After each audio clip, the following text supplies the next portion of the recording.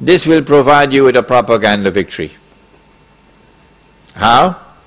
The part-time Muslims in Sydney will now have to answer. You say this government is good. You say this system is good. You say there is no need for us to part from it. Now give us an answer. We never pose a threat to anyone at all. We are small, we are not big. We are far away. And yet they came against us. Is this not wickedness? So in the process of doing that, they will hand us a propaganda victory. If we are allowed to retreat, what we do? We go find another place. You know the experience of squatters? Squatting? You move them from one place, they go somewhere else. Squatting. So this is a Muslim village.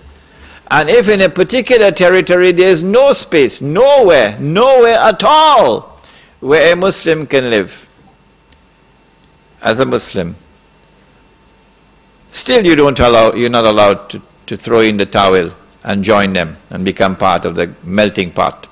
Why? Because when the angels are taking you into the hellfire, the angels are going to pause. Surah An-Nisa. And the angels are going to ask, Fima kuntum. What happened? How did you end up in this mess? That we're taking you into the hellfire. And then you're going to reply with, we had no alternative. There was nowhere to go. Kunna mustada'afina fil ard. Guess what the angels reply and say? Alam takun ardullahi wasi'a fatuhajiru fiha. Was Allah's earth not wide that you could have packed your suitcase and go search somewhere on Allah's earth where you could remain faithful to Allah? This is going to separate the men from the boys. Yes.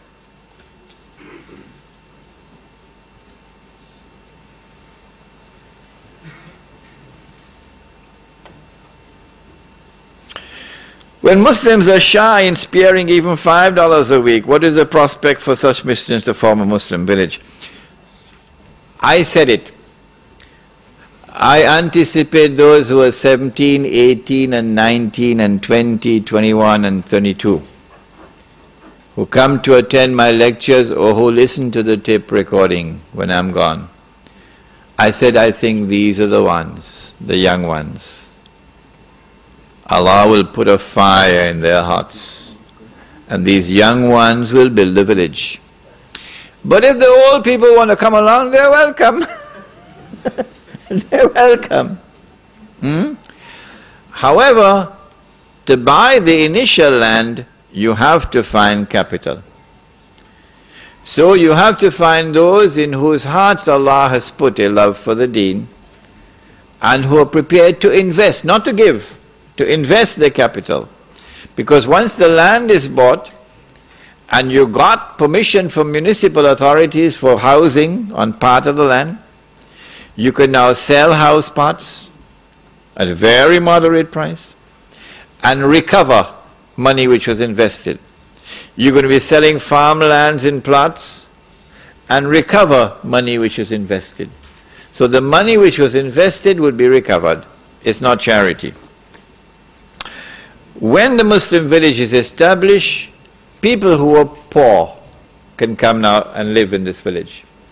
Because you don't need 500,000 Australian dollars to buy a house. What happened? Yours cost more than that? So you don't have to borrow money through the front door or through the back door. Because in Indonesia, I told you, the Muslim village will have bamboo houses, beautiful bamboo houses. And when the Messenger of Allah returns, you know which one? Nabi Isa alayhi salam, and you offer him a choice, the bamboo house or the $500,000 house, guess which one he's going to choose?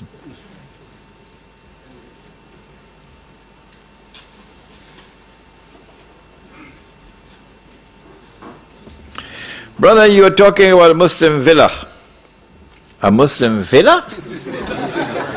But in Sydney, the majority of Muslims live in Lakemba and Auburn, and these are areas known which is a crime zone in Sydney. How can you overcome the situation? I like this question. You know why?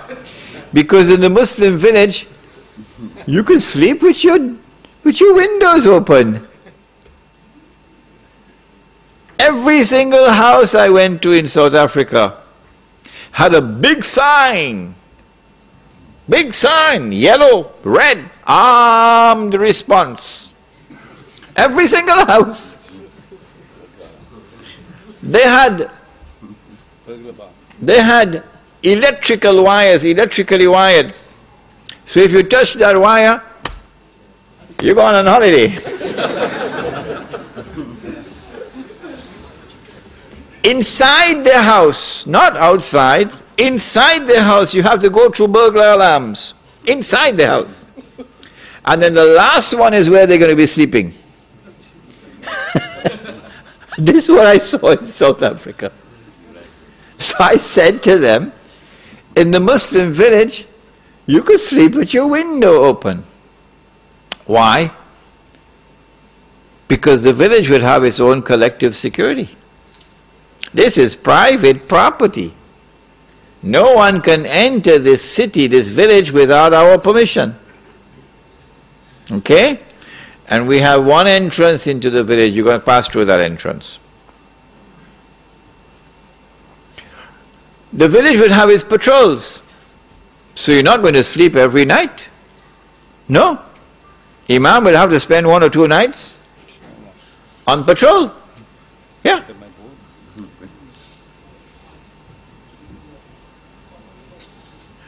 And so the collective security of the village, number one.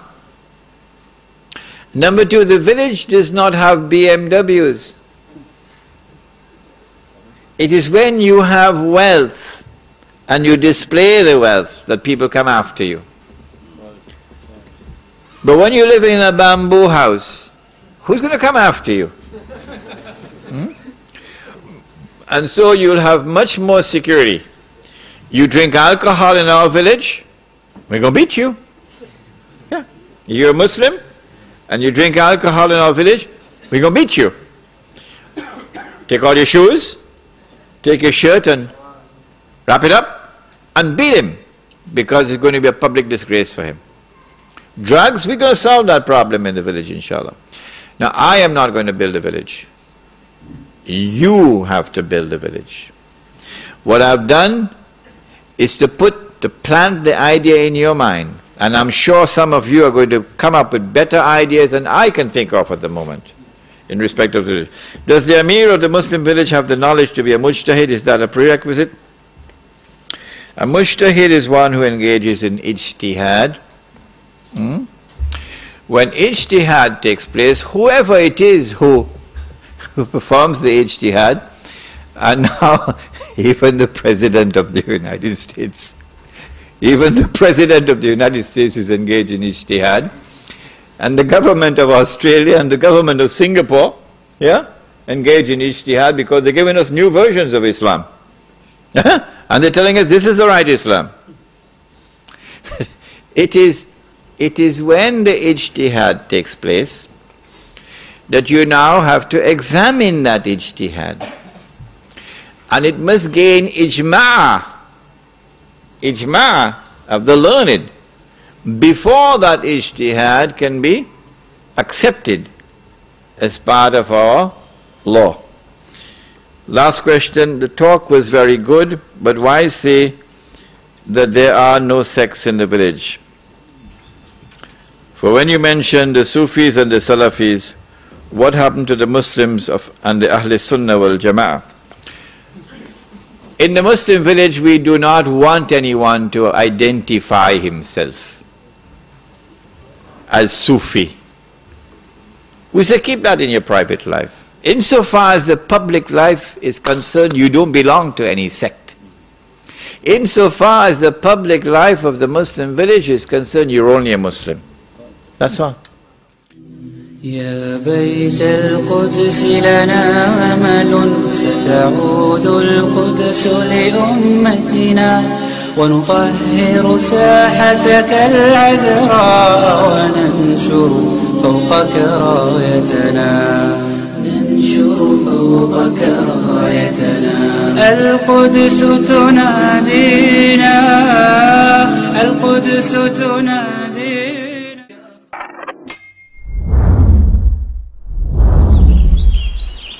One Islam Productions, an Islamic film studio established in Australia, is dedicated to producing films for all Muslims.